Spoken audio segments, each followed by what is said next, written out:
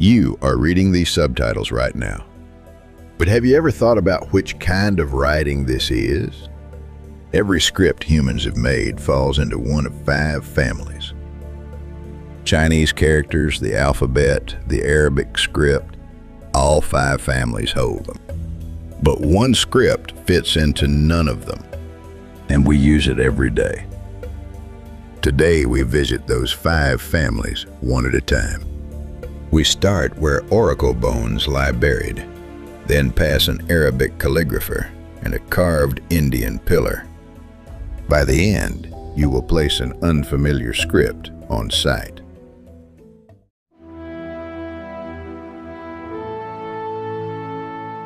The story starts with one thick book. In 1996, 2 linguists set out to gather every writing system on Earth into a single volume. The scripts of the whole world piled up on their desk. But they hit a wall almost at once. Writing had always been taught as 3 families. Scripts for meaning, scripts for syllables, alphabets for single sounds. And yet certain scripts on that desk fit none of the 3. The Arabic script does not write its short vowels. India's Devanagari binds a consonant and a vowel into one block. Should these be called alphabets or syllabaries? Scholars argued over it for nearly a century. What ended the argument was not a new box, but a single question. How finely does one character cut up speech? Follow that question and 3 layers appear. A staircase down from meaning to syllable to sound. Before we start climbing down, here are the scripts we will meet all at once. A few from each of the 5 families. It is fine if you cannot read a single one right now. 10 minutes from now, you will be able to place any of them. To reach the first layer, go back 3,000 years to a turtle shell. Press a heated rod against it and the shell cracks. Diviners carve their questions and answers beside those cracks. That is the oldest face of Chinese writing. These characters hold meaning whole, not sound. The sign for mountain is 3 peaks, and it simply is the idea of a mountain. How you pronounce it comes later. This cuts speech into the largest chunk of all in one stroke. The cost is heavy. Every idea needs its own character, so the count grows without end. But there is a gain. Meaning survives across different sounds. Korea and Japan read the same character differently and still share its sense. Let us see who else lives here. There is Chinese, of course, and the cuneiform of Sumer. Egyptian hieroglyphs from the Nile belong here as well. And so does Tangut, built by a kingdom that took the idea from China. All 4 hold, meaning whole. Step down to the second layer and you are in a room in Heian, Japan. Court women with brushes wrote Chinese characters loosely, softening them until only the sound was left. What remained of those shells is kana. In kana, one character is not one sound, but one syllable. The sign for ka does not split into a K and an A. It is simply ka. From meaning to syllable, the cutting unit has stepped down once. This method does not suit every language. Japanese has simple syllable shapes, so about 100 signs will do. Use it for Korean, full of final consonants, and the count you need explodes into the thousands. Syllable scripts are more widespread than you would think. There is Japanese kana and Sequoia's Cherokee.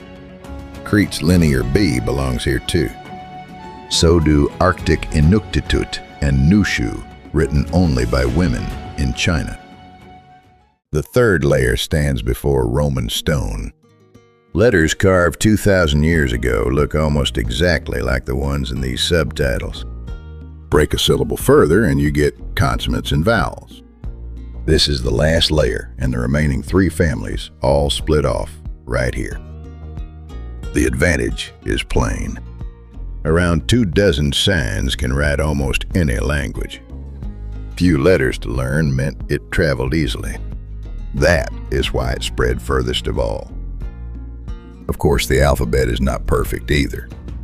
When spelling drifts from speech, as in English, the same cluster of letters is read differently from word to word. Once letters and sounds come apart, even an alphabet must be memorized. The alphabet family is the most varied of all. Latin, Greek, and Russian Cyrillic, of course. Armenian from the Caucasus is an alphabet too. And so are the runes the Vikings cut into stone. Now we return to where those 2 linguists got stuck. An Arabic calligrapher draws his reed pen from right to left in one flowing line. Inside that line there are only consonants. Short vowels are not written at all. 3 boxes could not hold this, so the scholar had to build a new box and name it.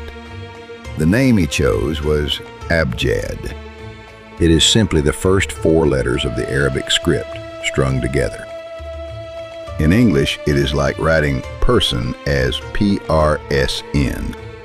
In Arabic, 3 consonants form the skeleton of a meaning, and grammar swaps the vowels in and out, so the reader fills them from context. But the cost is plain. A beginner cannot read it at all, so the Quran and children's books add the vowel marks back in. The consonant-only scripts are all one family. There is Arabic and Hebrew and their ancestor Phoenician. Syriac belongs to the same house. Even Kana, used in the Maldives, branched out of West Asia. The last branch of that same layer was built in front of an Indian pillar. The letters carved on it hang from a long horizontal line, like washing on a clothesline. But these letters broke the rules in the opposite direction.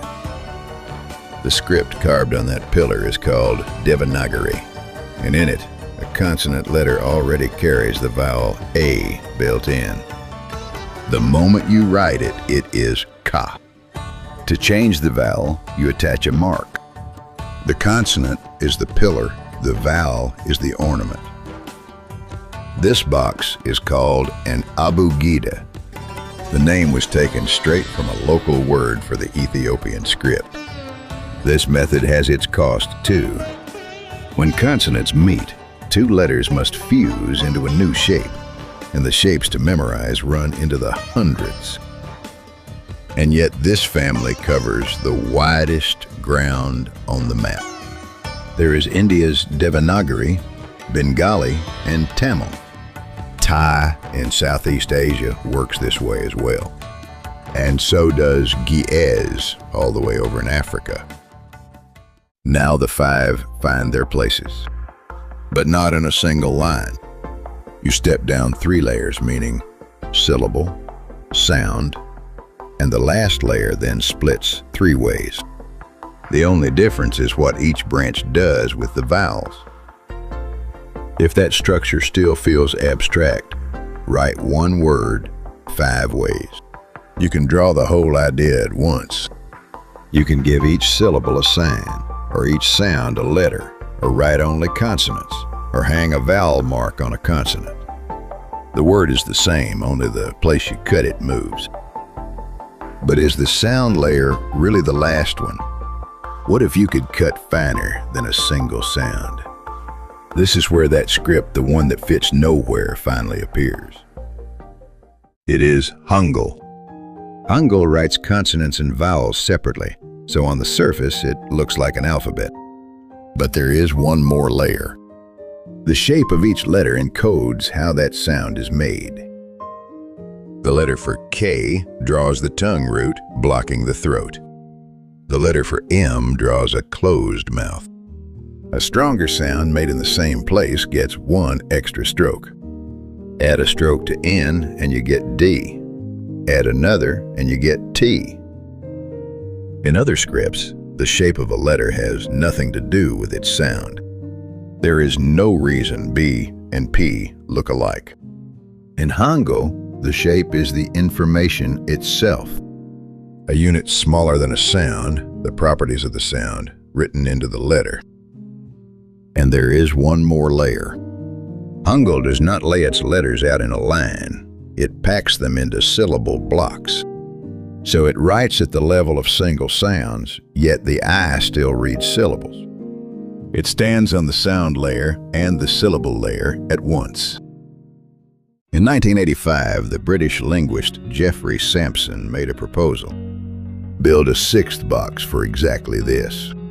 Scripts that write the features of sound. And to this day, that box holds one member Hangul. But the field did not accept that box. Many scholars reject a sixth family outright. Whatever features it encodes, they say, it still writes consonants and vowels separately. So alphabet is enough. Even the scholar who named Abjad and Abugida does not call Hangul a sixth family. He uses a different phrase, a sophisticated designed script. 40 years have passed. The argument is still open. So today's answer is 5, not 6. But there is a script those 5 boxes cannot hold. The scholars have not settled it. A classification is a vessel that keeps cracking as you pour the world into it. You can sort the world's scripts by these 5 yourself. In the SCRIPTA archive, choose a type. Every script written that way gathers on one screen. This is SCRIPTA, digging one by one into the scripts humanity left behind. If you want the next story of writing, subscribe and like to join us.